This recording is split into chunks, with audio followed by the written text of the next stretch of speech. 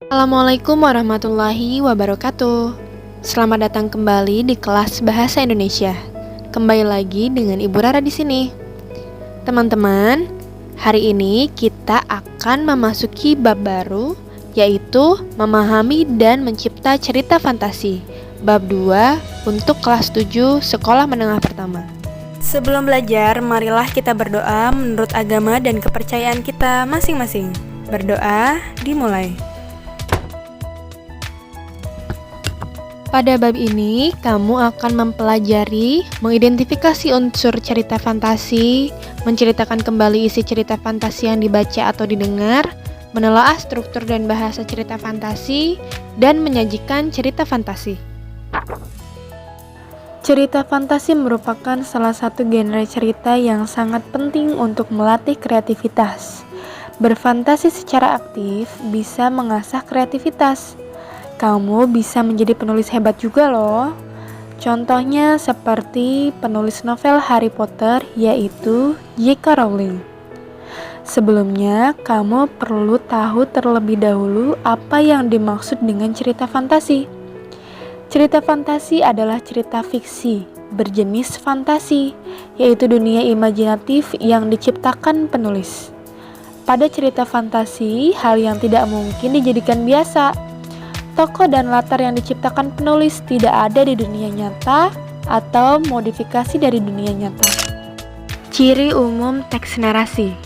Narasi merupakan cerita fiksi yang berisi perkembangan kejadian atau peristiwa. Rangkaian peristiwa dalam cerita disebut alur. Alur terbagi menjadi 3, alur maju, alur mundur, dan alur campuran.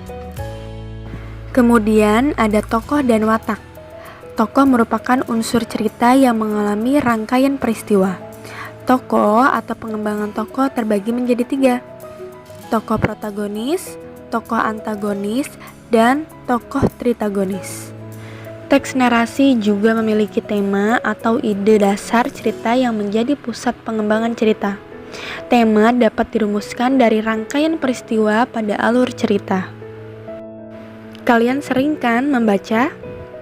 Ya, di dalam setiap tulisan pasti ada amanatnya.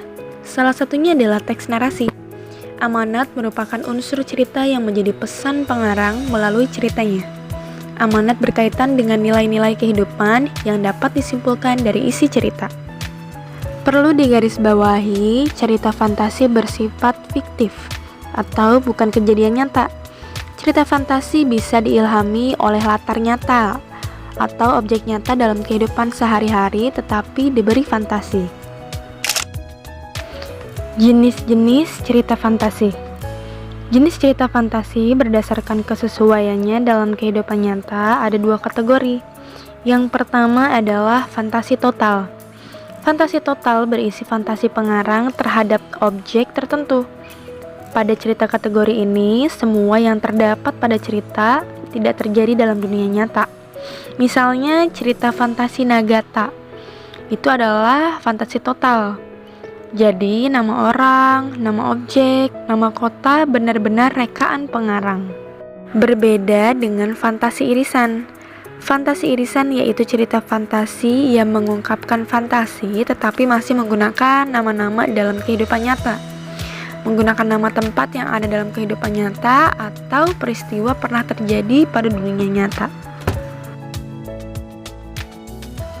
Berdasarkan latar cerita, cerita fantasi dibedakan menjadi 3 kategori, yaitu latar lintas waktu masa lampau, latar waktu sezaman, latar lintas waktu futuristik atau masa yang akan datang.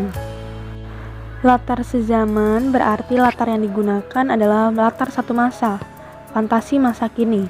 Sedangkan latar lintas waktu berarti cerita fantasi menggunakan 2 latar waktu yang berbeda.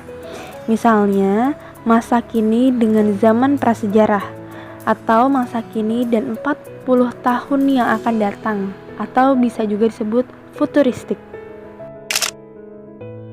Cukup sekian materi hari ini. Jangan lupa belajar di rumah. Sampai jumpa di materi-materi selanjutnya. Wassalamualaikum warahmatullahi wabarakatuh.